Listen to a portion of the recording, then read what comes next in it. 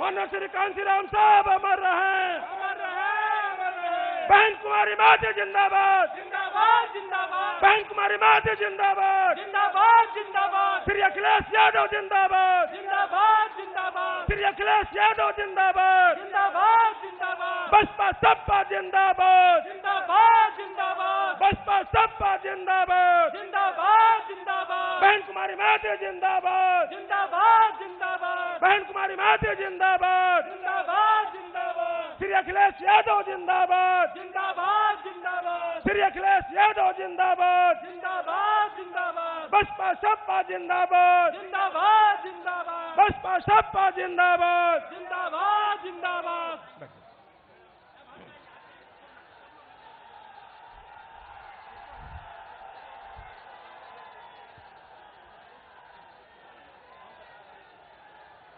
Bahujan Samaj party के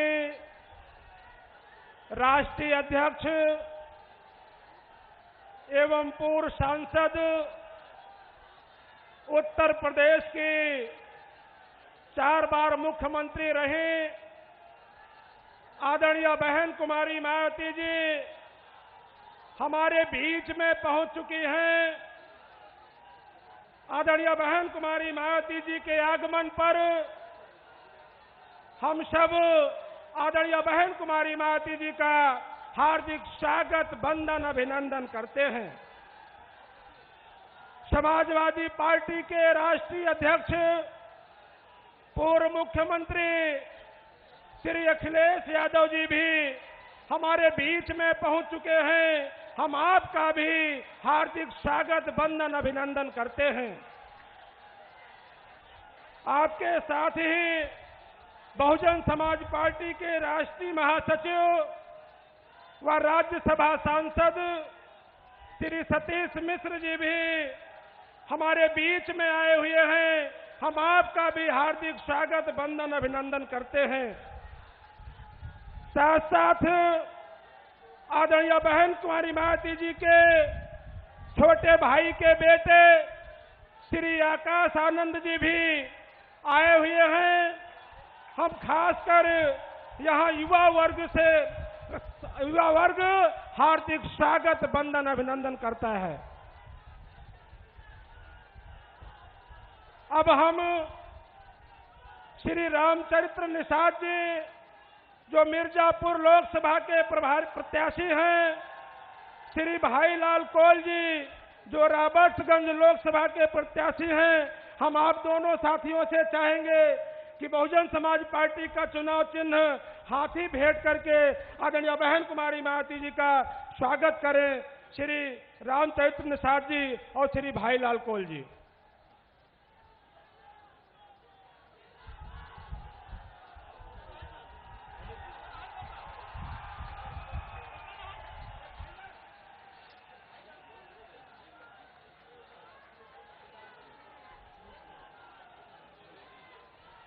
अब हम श्री रामचरित्र निषाद जी जो मिर्जापुर के प्रत्याशी हैं और श्री भाईलाल कोल जी जो रॉबर्ट्सगंज लोकसभा के प्रत्याशी हैं, हम चाहेंगे कि आप समाजवादी पार्टी के राष्ट्रीय अध्यक्ष श्री अखिलेश यादव जी को साइकिल भेंट करके स्वागत करने का काम करें।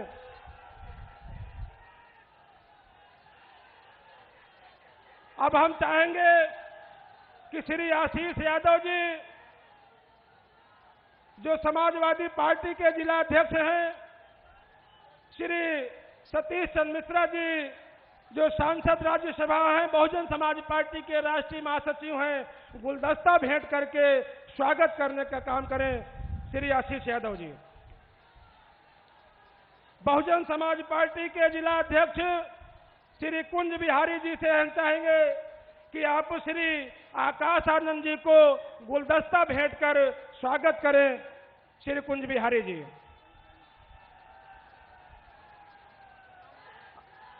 अब श्री सद्दाम रायन जी जो जिला कार्यकारिणी के सदस्य हैं, श्री आकाश आनंद जी को मुकुट भेंट करेंगे, मुकुट भेंट कर स्वागत करें। श्री सद्दाम रायन जी।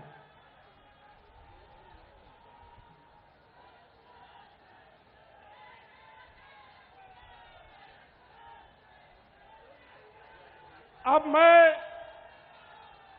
बड़े ही अदब के साथ आदरणीय बहन जी से अनुरोध करता हूं कि आदरणीय बहन जी माइक पर आएं और उमड़े हुए जन सैलाब को संबोधित करने की कृपा करें। आदरणीय बहन जी।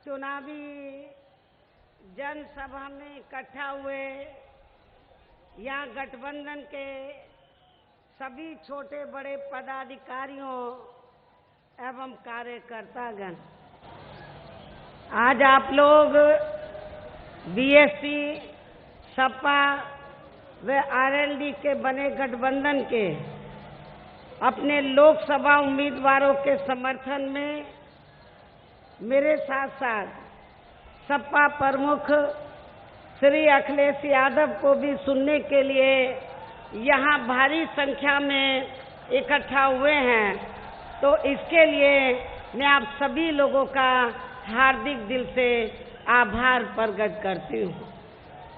वैसे आज मुझे इस भयंकर गर्मी में भी आपकी इस अपार भीड़ व भीड़ के जबरदस्त जोश को भी देखकर ऐसा लग रहा है कि इस बार चुनाव में आप लोग नमो नमो वालों की जरूर छुट्टी करने वाले हैं और अपने जय भीम वालों को ही लाने वाले हैं, और आपकी ये इच्छा भी जरूर पूरी हो जाएगी यदि आप लोग इस चुनाव में यहाँ अपने गठबंधन का अच्छा रिजल्ट ले आते हैं। लेकिन अब मैं आप लोगों का ध्यान इस चुनाव में अपने गठबंधन के उम्मीदवारों को कामयाब बनाने के लिए कुछ जरूरी बातों की तरफ दिलाना चाहती हूँ, और इस संबंध में सबसे पहले मैं कांग्रेस पार्टी के बारे में ये कहना चाहूँगी कि आज़ादी के बाद शुरू में केंद्र व देश के अधिकांश राज्यों में भी ज़्यादातर सत्ता यहाँ इसी कांग्रेस पार्टी के ही हाथों में केंद्रित रही है, किंतु यह खास ध्यान देने की बात यह है कि कांग्रेस पार्टी के केंद्र में व अधिकतर राज्यों में भी लंबे अरसे तक रहे शासनकाल में इनकी अधिकांश रही गलत नीतियों व गलत कार्य प्रणाली की वजह से फिर इस पार्टी को केंद्र व काफी राज्यों की भी सत्ता से बाहर होना पड़ा है।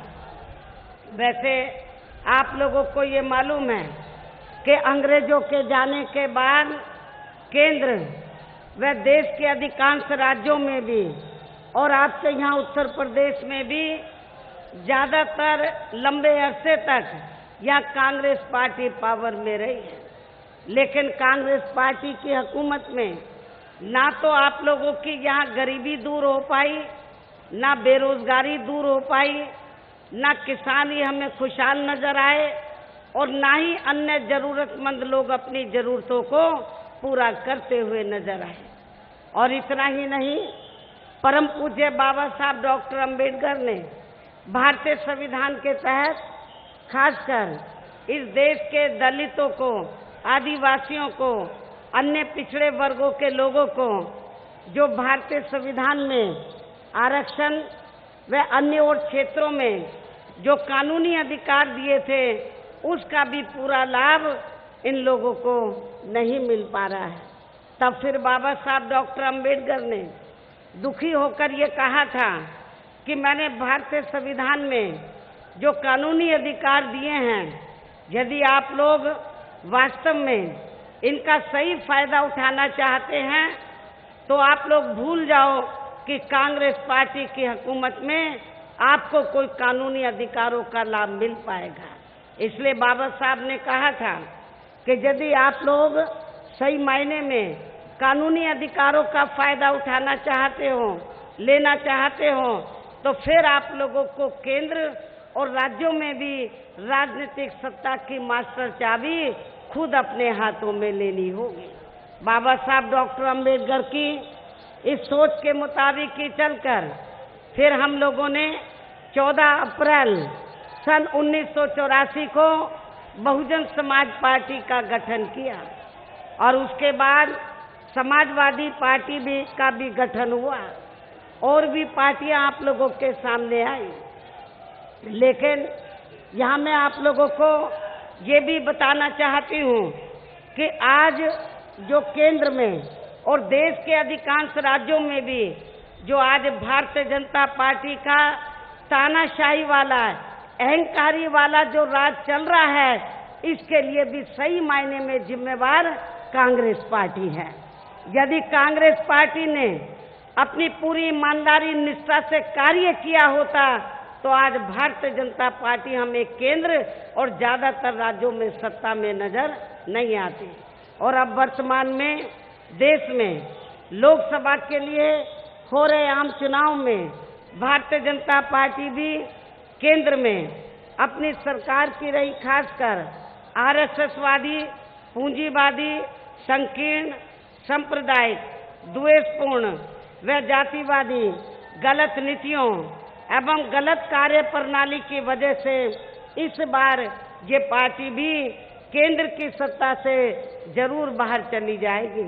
और अभी चुनाव में इनकी कोई भी नाटकबाजी व जुमलेबाजी आदि काम में आने वाली नहीं है, जिसकी मुख्य वजह ये है कि वर्तमान में प्रधानमंत्री श्री नरेंद्र मोदी ने यहाँ पिछले लोकसभा के हुए आम चुनाव में देश के विशेषकर गरीबों को, कमजोर तबकों को, मध्यम वर्गीय एवं अन्य मेहनतकश लोगों को भी जो इन्हें अच्छे दिन दिखाने के असंख्य प्रलोभन भरे चुनावी वायदे किए थे, तो उनका अभी तक भी इन्होंने जमीनी हकीकत में लगभग 1/4 हिस्सा भी कार्य पूरा नहीं किया है, बल्कि इसके स्थान पर इनका ज्यादातर समय व ताकत भी यहाँ इनके अपने बड़े बड़े पूंजीपतियों एवं धन्ना सेठों को ही और भी ज्यादा माला माल व धनवान आदि बनाने में तथा इन्हें हर स्तर पर बचाने के लिए इनकी पूरी चौकीदारी करने पर ही लगा रहा है। और इतना ही नहीं, अब यहाँ देश के किसान तो इस सरकार में शुरू से ही अपनी विभिन्न समस्याओं को लेकर काफी ज्यादा दुखी हैं और अभी भी हैं। और खासकर उत्तर प्रदेश में तो यहाँ बीजेपी की सरकार ने अपने छोड़े गए आवारा जानवरों व पशुओं के जरिए इनको और भी ज्यादा बर्बाद करके रख दिया है। इसी प्रकार केंद्र में पूर्व की रही कांग्रेसी सरकार की तरह ही वर्तमान भाजपा सरकार में भी इनकी खासकर जातिवादी, हीन, सांप्रदायिक व पूंजीवादी सोच के चलते हुए यहाँ पूरे देश में सर्व समाज में से खासकर गरीबों, दलितों, आदिवासियों, पिछड़े वर्गों, मुस्लिम व अन्य धार्मिक अल्पसंख्यक समाज के लोगों का भी कोई खास विकास व उत्थान आदि नहीं हो सका है। और इस संदर्भ में वैसे आप लोगों को ये मालूम है कि पूरे देश में अभी तक भी यहाँ दलितों, आदिवासियों व अन्य पिछड़े वर्गों का सरकारी नौकरियों में आरक्षण का कोटा अधूरा पड़ा है, अर्थात अभी तक भी पूरा नहीं हुआ है। इनका पदोन्नति में आरक्षण अभी भी यहाँ प्रभावहीन ही बना हुआ है। और इतना ही नहीं, बल्कि केंद्र व राज्यों में कांग्रेस, बीजेपी व अन्य विरोधी पार्टियों की सरकारों में भी इन सभी वर्गों को प्राइवेट सेक्टर में आरक्षण दिए जाने की व्यवस्था किए बिना ही इनकी सरकारों के ज्यादातर सरकारी कार्य प्राइवेट सेक्टर के जरिए ही इनके बड़े बड़े पूंजीपतियों व धन्ना सेठों को ही दिए जा रहे हैं, जिसके कारण अब इनको पूरे देश में आरक्षण का बहुत कम ही लाभ मिल पा रहा है। इसके साथ ही इनका हर स्तर पर आए दिन शोषण व उत्पीड़न आदि होना अभी तक भी बंद नहीं हुआ है। इन वर्गों के साथ साथ मुस्लिम व अन्य धार्मिक अल्पसंख्यक समाज के लोगों की भी हालत अभी तक भी यहाँ काफी ज्यादा खराब व दयनीय ही बनी हुई है, जिसका काफी कुछ खुलासा सच्चर कमेटी की रिपोर्ट में भी किया गया है। और वर्तमान में केंद्र व अधिकांश राज्यों में भी बीजेपी व आरएसएस की सरकारों के चलते हुए अब इनका विकास व उत्थान होना भी लगभग बंद सा हो गया है। और अब इन पर हर स्तर पर आए दिन हो रही जुल्म जाति भी यहाँ काफी ज्यादा चरम सीमा पर पहुंच चुकी है। इन लोगों के अलावा इस सरकार में यहाँ अपर कास्ट समाज में से विशेषकर गरीब लोगों की भी हालत हमें कोई खास अच्छी नजर नहीं आती है। इसके साथ ही इनकी केंद्र की सरकार ने पूरे देश में खासकर नोटबंदी व जीएसटी को जिस प्रकार से बिना पूरी तैयारी के ही इसे बहुत जल्दबाजी में लागू किया है, तो उससे अब यहाँ पूरे देश में गरीबी एवं बेरोजगारी और भी ज्यादा बढ़ी है। और इससे छोटे एवं मध्यम वर्गीय व्यापारी वर्ग अभी भी यहाँ काफी ज्यादा दुखी है। देश की अर्थव्यवस्था पर भी इसका लगातार काफी बुरा प्रभाव पड़ रहा है। भ्रष्टाचार भी हर स्तर पर इस सरकार में काफी ज्यादा बढ़ा है, जिससे हमारे यहाँ रक्षा सौदे तक भी अछूते नहीं रहे हैं। इसके अलावा केंद्र की वर्तमान भाजपा सरकार में भी अपने देश की सीमाएं अभी भी पूरे तौर से सुरक्षित नहीं हैं, जिसकी वजह से ही यहाँ आए दिन आतंकी हमले होते रहते हैं, जिसमें अपने देश के अभी तक भी यहाँ काफी ज्यादा जवान भी शहीद हो चुके हैं। किंतु इस मामले में अति दुख की बात यह है कि इसे भी अब बीजेपी के लोग इस चुनाव में किसी न किसी रूप में भुनाने में ही लगे हैं। ऐसे हालातों में अब आप लोगों को इस चुनाव में कांग्रेस, बीजेपी व अन्य और विरोधी पार्टियों को भी यहाँ किसी भी कीमत पर केंद्र की सत्ता में आसीन नहीं होने देना है, जिनको आप लोग काफी आजमा भी चुके हैं। हालांकि सत्ता प्राप्त करने के लिए अब यहाँ सभी विरोधी पार्टियां किस्म किस्म के साम दाम दंड भेद आदि हथकंडे इस्तेमाल करने की भी पूरी कोशिश कर रही हैं, जिनसे आप लोगों को इस चुनाव में भी हर स्तर पर काफी ज्यादा सावधान रहना है।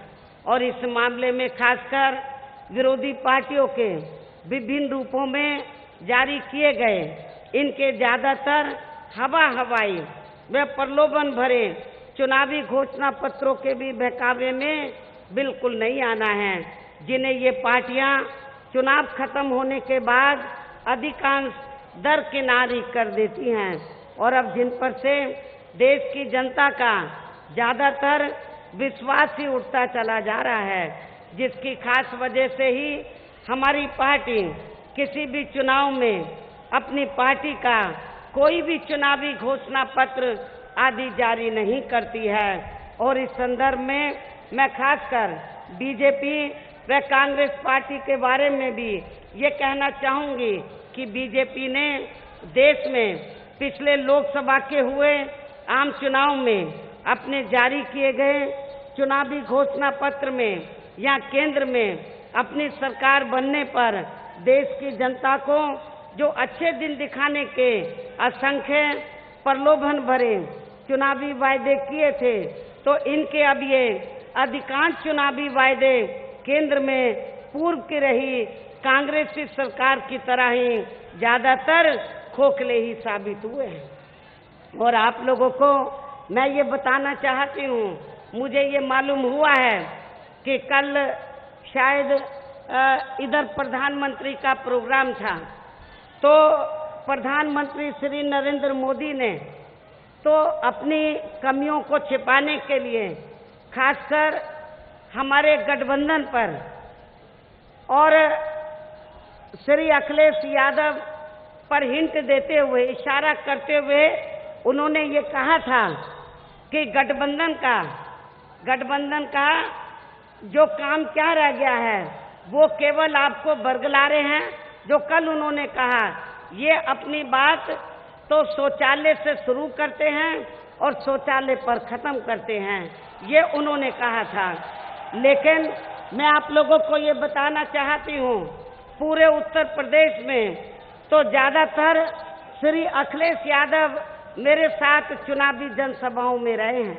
उन्होंने किधर ऐसा नहीं कहा कि श्री नरेंद्र मोदी का भाषण शौचालय से शुरू होता है, शौचालय पर खत्म होता है। ये कहा तो जरूर था, लेकिन इनका मकसद ये था कि जो शौचालय इन्होंने उत्तर प्रदेश में बनाए हैं तो वो अधूरे पड़े हैं। जो ये बार बार कहते हैं कि हमने अपनी माँ बहन बेटियों की इज्जत के लिए शौचालय बनाए हैं, वो बाहर जंगलों में ना जा सके, लेकिन हमारी बहन बेटियों को ऐसे शौचालय नहीं चाहिए। तो शौचालय तो बना दिया, कहीं पे दरवाजा नहीं है, किसी शौचालय में पानी नहीं है। तो यही अखिलेश यादव ने कहा था कि ऐसे शौचालय हमें नहीं चाहिए, हमें शौचालय ऐसे चाहिए जिसमें पानी भी हो और दरवाजा भी हो। तो ये बात उन्होंने कही। अपनी इस कमी को तो बताने की बजाय तो ये इसको दूसरा रूप दे रहे थे। और जबकि मैं Bharatiya Janata party and company के लोगों को ये कहना चाहती हूँ और पीएम श्री नरेंद्र मोदी को ये कहना चाहती हूँ और बीजेपी के लोगों को ये कहना चाहती हूँ, आप लोग जाकर अपने प्रधानमंत्री को नरेंद्र मोदी को ये बता देना कि बहन बेटियों का जितना ख्याल हमने रखा है, मेरे ख्याल किसी भी पार्टी ने नहीं रखा होगा। आप लोगों को मेरी हुकूमत याद है, जब उत्तर प्रदेश में 4 बार मेरी हुकूमत बनी तो मैंने अपनी हुकूमत में डॉक्टर अंबेडकर ग्राम विकास योजना के तहत हमने काफी गांवों को विकसित किया, कई लाख गांवों को विकसित किया।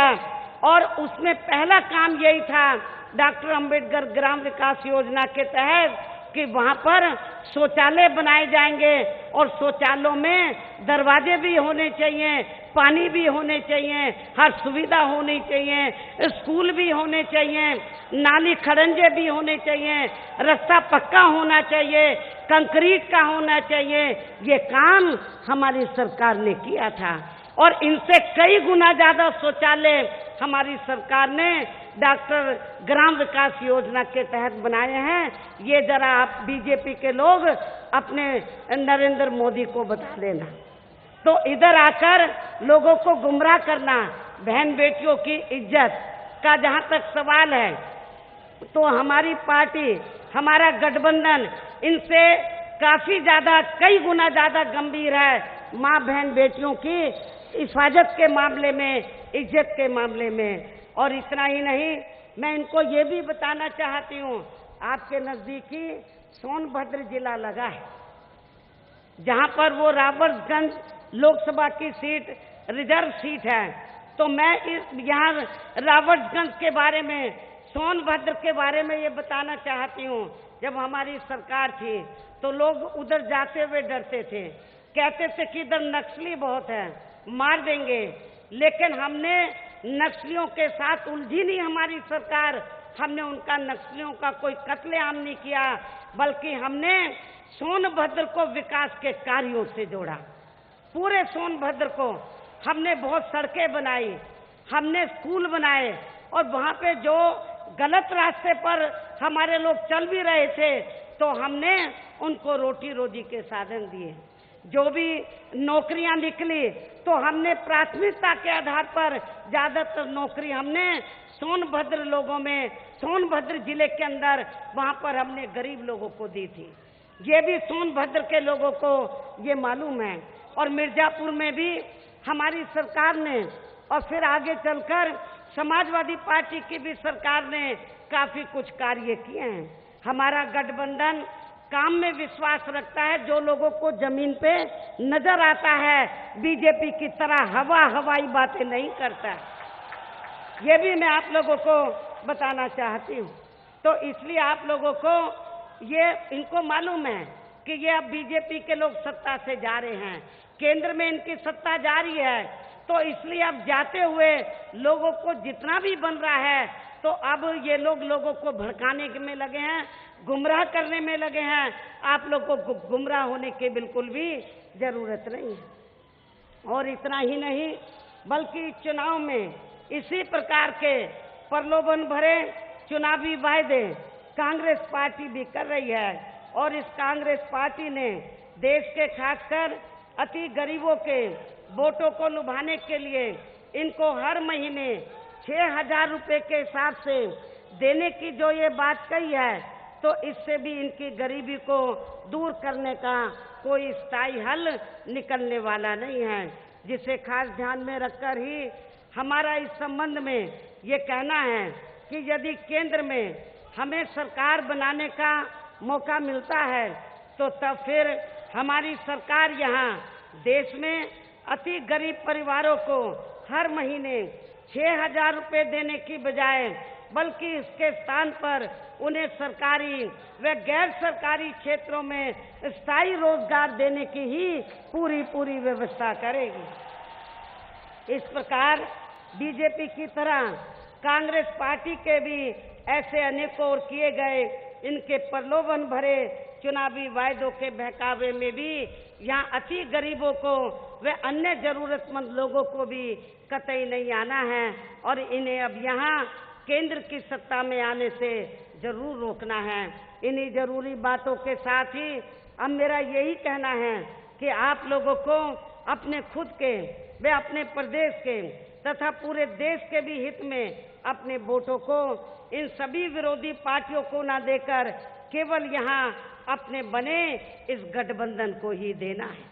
अपने इस बने गठबंधन को ही देना है, जो ये केंद्र में अपनी सरकार बनने पर फिर यहाँ पूरे देश में अपनी सर्वजन हिताय व सर्वजन सुखाय की नीतियों पर आधारित ही सरकार चलाएंगे। और तभी फिर यहाँ हमारे महान संतों, गुरुओं एवं महापुरुषों में भी खासकर महात्मा ज्योतिराव फूले, श्री छत्रपति शाहू जी महाराज, श्री नारायण गुरु, बाबा साहब डॉक्टर भीमराव अंबेडकर, डॉक्टर राम मनोहर लोहिया व मान्यवर श्री कांशीराम जी आदि का भी अधूरा सपना जरूर साकार हो सकता है, जिसके लिए अब आप लोगों को इस चुनाव में यहाँ अपने गठबंधन के सभी लोकसभा उम्मीदवारों को जरूर कामयाब बनाना है। और अच्छी बात यह है कि सपा प्रमुख अभी तो 6 चरण के चुनाव हो चुके हैं, आखिरी चरण बचा है। अच्छी बात यह है कि पूरे उत्तर प्रदेश में सपा प्रमुख श्री अखिलेश यादव ने भी अपने गठबंधन के उम्मीदवारों को जिताने के लिए यह अपनी पार्टी के लोगों को भी काफी युद्ध स्तर पर लगाया हुआ है, और वैसे ये खुद भी काफी मेहनत से लगे हैं। इसलिए मेरा तो बीएसपी के लोगों से ये कहना है कि आप लोगों को भी युद्ध स्तर पर समाजवादी पार्टी के उम्मीदवारों को रात दिन मेहनत करके इनको जिताना है। अब तो कुछ ही घंटे वोट पड़ने के लिए बचे, लेकिन फिर भी यहाँ मैं अपने गठबंधन के लोगों को ये जरूर कहना चाहूंगी, यदि आप लोग ये चाहते हैं कि इस बार केंद्र में हम लोग अपनी सरकार बनाएं, तो फिर आप लोगों को यहाँ अपने इस बने गठबंधन की एक एक सीट को जिताना बहुत जरूरी है। एक एक सीट को जिताना बहुत जरूरी है, और ये सब तभी संभव हो सकता है जब इस चुनाव में यहाँ बीएसपी व सपा के लोग अपना एक एक वोट अपने उम्मीदवारों को आप लोग डलवा देते हैं। और खासकर आज ये 2 लोकसभा की सीट का ये चुनाव, ये प्रोग्राम हो रहा है। इन दोनों लोकसभा की सीटों पर आप लोग जब सपा के लोग तो अपना वोट देंगे ही, लेकिन सपा के बीएसपी के लोगों को भी अपना एक एक वोट जरूर ट्रांसफर करना है।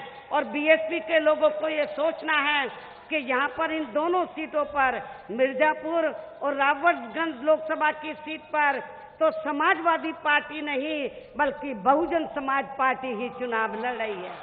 ये सोचकर इन दोनों सीटों को आप लोगों को ये जिताना होगा।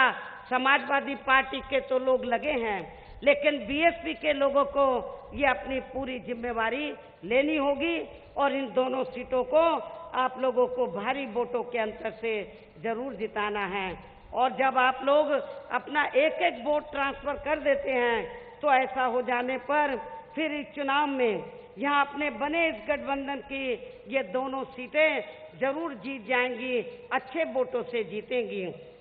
और वैसे आप लोगों को ये भी मालूम है कि प्रदेश में अभी तक जितने भी चरण के वोट पड़ चुके हैं तो उनकी हमें अधिकांश यहाँ अपने गठबंधन के पक्ष में ही काफी अच्छी रिपोर्ट मिल रही है। हमारा गठबंधन ही अधिकांश सीटें जीतने के लिए जा रहा है। और अब हमारा आगे का ये आखिरी चरण भी इनसे और भी ज्यादा बेहतर ही रहने वाला है, जिसकी हमें पूरी उम्मीद भी है। लेकिन इससे अब यहाँ बीजेपी बहुत ज्यादा घबराई हुई है और काफी ज्यादा चिंतित भी है तथा इनकी पूरी नींद भी उड़ी हुई है। और इतना ही नहीं बल्कि इनके ढीले व लटके पड़े चेहरे अब ये भी बता रहे हैं कि अब इस चुनाव में बीजेपी व श्री नरेंद्र मोदी की केंद्र की सरकार जा रही है, विदा हो रही है। इसके साथ ही अब बीजेपी एंड कंपनी के लोगों के श्री नरेंद्र मोदी के साथ साथ उनके सभी चेले चाटों के भी अब इनके 23 मई से ही बुरे दिन आने शुरू हो जाए। और फिर इसके बाद होगा क्या? फिर इसके बाद यहाँ इनके योगी के भी उत्तर प्रदेश में, फिर यहाँ इनके योगी के भी मठ में जाने की ही तैयारी शुरू हो जाएगी। इस प्रकार से अपनी ऐसी खराब स्थिति को देखते हुए अब ये लोग यहाँ की जनता की सहानुभूति लेने व उन्हें गुमराह करने के लिए भी किस्म किस्म के हथकंडे इस्तेमाल कर रहे हैं, जिसके तहत ही इन्होंने यहाँ हमारे गठबंधन को कमजोर करने व इसे तोड़ने के लिए भी खासकर बीएसपी व सपा में किस्म किस्म के भ्रम पैदा करने की भी पूरी कोशिश की है चुनाव के दौरान में, जिसमें इनको बिल्कुल भी सफलता नहीं मिली है, जिसको लेकर भी ये लोग काफी ज्यादा दुखी हैं।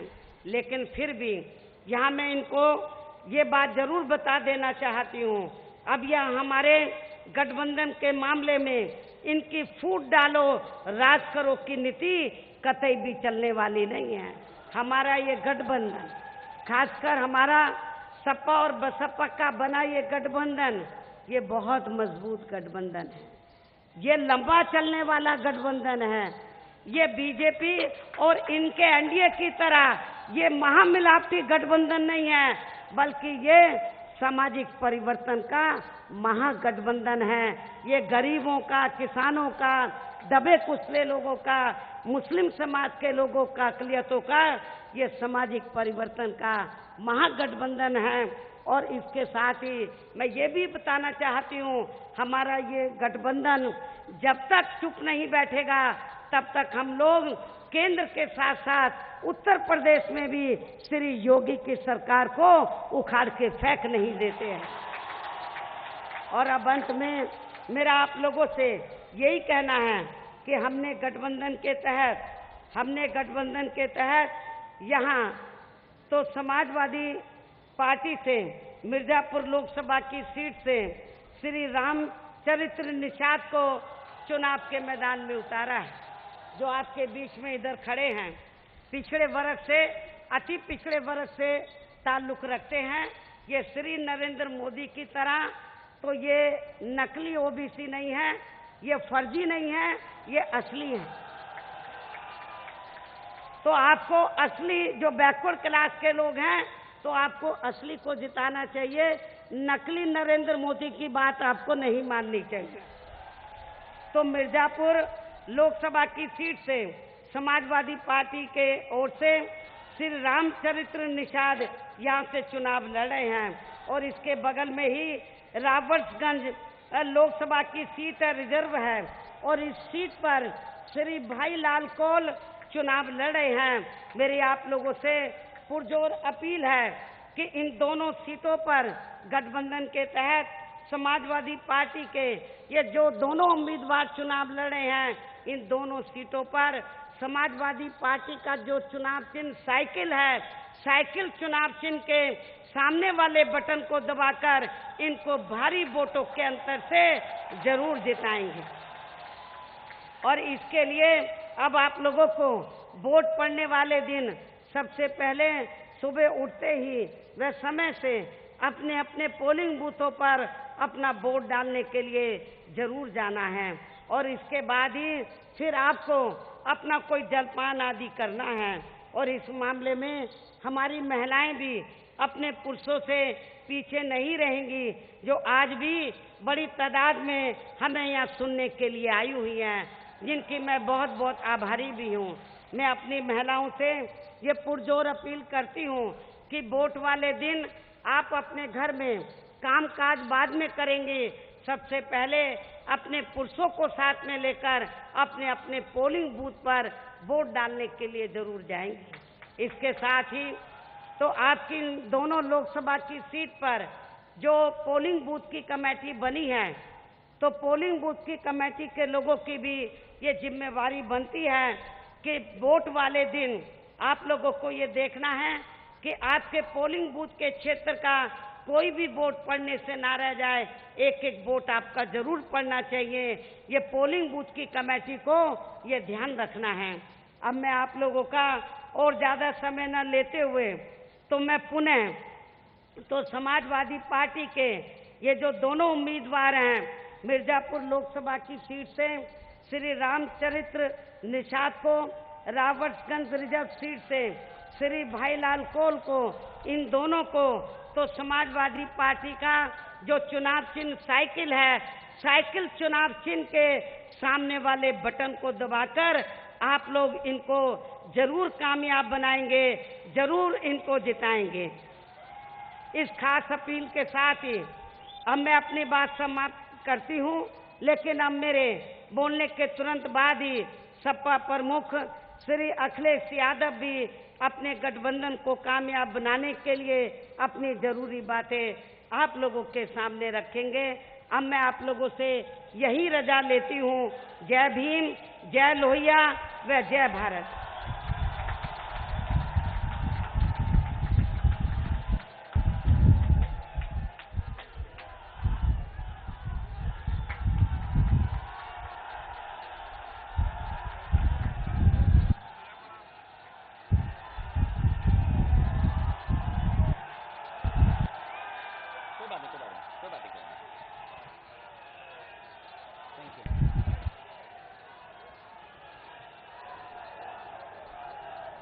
मंच पर हमारे साथ इस चुनावी जनसभा में उपस्थित बहुजन समाज पार्टी की राष्ट्रीय अध्यक्ष आदरणीय बहन मायावती जी, मंच पर उपस्थित बहुजन समाज पार्टी के राष्ट्रीय महासचिव, राज्यसभा में सांसद सतीश चंद्र मिश्रा जी, बहुजन समाज पार्टी के युवा नेता आकाश आनंद जी, मंच पर उपस्थित सभी हमारे समाजवादी पार्टी के वरिष्ठ नेता, पूर्व मंत्री, विधायक, वहीं बहुजन समाज पार्टी के सभी हमारे पूर्व विधायक, सभी पदाधिकारी, इस चुनावी जनसभा में उपस्थित बड़ी संख्या में हमारे आदरणीय किसान भाई, नौजवान साथी, माताएं, बहनें और पत्रकार बंधुओं, मैं सबसे पहले इस चुनावी जनसभा में उपस्थित आप सबका बहुत बहुत धन्यवाद और आभार प्रकट करता हूं। मैं देख रहा हूं जहां आखिरी दिन है चुनाव का, आखिरी दिन है चुनाव प्रचार का और चुनाव का भी आखिरी चरण है और मैं समझता हूं अब आपके बीच में कोई और अब सहयोग और मदद मांगने नहीं आएगा। इसलिए हमारे तमाम किसान भाई, माताएं, बहनें, नौजवान साथी जो इतनी गर्मी में बैठे हैं, तपती हुई धरती पर और तेज हवाएं चल रही हैं, उसके बावजूद भी आपने कार्यक्रम सफल बनाया है। मुझे पूरा भरोसा है कि जिस समय मतदान होगा यहां से गठबंधन के प्रत्याशी ऐतिहासिक वोटों से जीत करके जाएंगे। साथियों, पहले चरण से जहां चुनाव शुरू हुआ था और अब हम लोग आखिरी चरण में आ गए हैं। यहां जितने लोग बैठे हैं, 5 साल दिल्ली के और 2 साल लखनऊ के देखे हैं। कोई वर्ग नहीं बचा जिसको सरकार ने दुख न पहुंचाया हो, तकलीफ न दी हो, परेशानी न पहुंचाई हो। बताओ साथियों, आप वोट देने का इंतजार कर रहे थे कि नहीं कर रहे थे? आप इसी दिन का इंतजार कर रहे थे कि कब आएगा वो दिन जब हम उनसे हिसाब किताब करेंगे जिन्होंने झूठे वादे कर करके हम लोगों से समर्थन ले लिया था। बताओ वो अच्छे दिन कहां हैं जिन्होंने कहा था कि अच्छे दिन हम लाएंगे? वो करोड़ों नौकरी जो नौजवानों को मिलनी थी, हमारे नौजवान बेरोजगार होकर के घर पे बैठे हैं, कोई नौकरी और रोजगार हाथ में नहीं है। हमारी ये माताएं, बहनें बैठी हैं, इन्हें पेंशन मिल जाती थी, मदद हो रही थी, वो भी सरकार ने छीन ली। और केवल हमें आपको धोखा नहीं दिया, बल्कि देश को धोखा दिया है, देश को धोखा देने का काम किया है। चाहे वो व्यापारी हो, चाहे वो जो छोटा मोटा कारोबार करते थे, उन्हें भरोसा दिलाया कि नोटबंदी आने के बाद, नोटबंदी हो जाने के बाद आपके अकाउंटों में पैसा पहुंच जाएगा। नोटबंदी हो गई, सबने पैसा जमा करा दिया, अब तो पुराना पैसा किसी के पास नहीं बचा होगा। बताओ किसी को मदद मिली हो नोटबंदी के बाद तो हमें बता दे कोई। धोखा दिया नोटबंदी के बहाने और कह रहे थे कि हम नोटबंदी हो जाएगी तो आतंकवाद और नक्सलवाद खत्म हो जाएगा। बताओ आतंकवाद की घटनाएं बराबर हो रही हैं, नक्सलवाद से हमारे जवान शहीद हो रहे हैं और सरकार जो कह रही थी कि आतंकवाद खत्म कर देंगे, आप तो पड़ोसी हैं। बताओ भारतीय जनता पार्टी की सरकार एक फौज के जवान से घबरा गई कि नहीं घबरा गई? वो चुनाव लड़ना चाहता था लेकिन चुनाव लड़ने नहीं दिया। सरकार जवाब नहीं देना चाहती क्योंकि आज हमारे फौज के लोगों को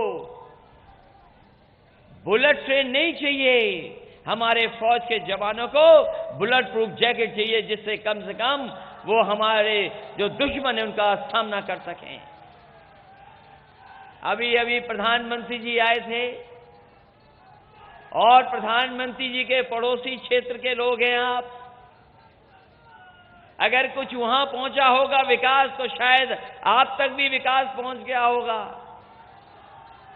बताओ प्रधानमंत्री वहां, मंत्री यहां, और विकास से अभी भी अधूरा रह गया। और जो संविधान आपको कुछ देता था, संविधान से जो आपको हक और सम्मान मिल जाता था, ये मंत्री और प्रधानमंत्री ने मिलकर के उस हक को भी छीनने का काम किया है। आज नौकरी और रोजगार जो हमारे लोगों को मिल जाते थे, वो अब रोजगार और पढ़ाई का भी इंतजाम नहीं हो पाएगा। अगर उच्च शिक्षा में जाना चाहते थे तो संविधान हमें मौका देता था, हम जा पढ़ लेते थे। लेकिन यहां के मंत्री और भारतीय जनता पार्टी के प्रधानमंत्री ने मिलकर के उन हकों को भी छीनने का काम अगर किया है तो यही भारतीय जनता पार्टी के लोगों ने छीन लिया। हमें आपको धोखा दिया और बताओ, चाय वाला बनकर के आए थे और धोखा देके चले गए, और वही लोग अब चौकीदार बनकर के आए हैं। और जब चाय अच्छी नहीं निकली 5 साल, अब तो चाय का स्वाद पता लग गया होगा। बताओ, हमारे चाय वाले लोगों की चाय कैसी निकली। और अब वही धोखा देने के लिए चौकीदार बनकर के आए हैं। बताओ, इस चुनाव में चौकी छीनेगी कि नहीं छीनेगी। और जो विकास हो रहे थे उनको सब रोक दिया। वही सुविधाएं जो मिलती थी 100 नंबर की, पुलिस पहुंच जाती थी मदद करने के लिए, वो सुविधा खराब कर दी। 102 एम्बुलेंस, 108 एम्बुलेंस, अभी कोई तकलीफ में होता था, गांव में परेशानी में होता था तो वो फोन करता था, एम्बुलेंस पहुंच जाती थी, मदद करती थी। लेकिन पता नहीं हमारे बाबा मुख्यमंत्री जी ने क्या किया, 102 भी खराब कर दी, 108 भी खराब कर दी, और जो बुराई थी थाने वाली वो भी 100 नंबर में लाने का काम कर दिया। न जाने कहां लेके जा रहे हैं। और ये वही लोग हैं जो जानवर पे राजनीति करते थे। हम और आप तो हैं ही दुखी, लेकिन इनकी सरकार में जानवर भी दुखी हैं। बताओ, जानवर दुखी किए सरकार ने, और भरोसा दिलाया था कि हम जानवरों को यहां से ले जाकर के उनके लिए इंतजाम कर देंगे। लेकिन किसान को मजबूरी में अपने रखवाली करनी पड़ रही है। शायद यहां उतनी परेशानी नहीं हो, लेकिन उत्तर प्रदेश के तमाम हिस्सों में हमारे किसानों को चौकीदार बनकर के अपनी फसल का पूरा रखवाली करनी पड़ रही है। रखवाली कर रहा किसान, और जो लागत के लिए भरोसा दिलाया था कि लागत का हम 1.5 गुना मुनाफा किसान को दे देंगे। कोई फसल पैदा हुई होगी, लेकिन हमारे किसान को 1.5 गुना लागत का मुनाफा नहीं मिल पाया।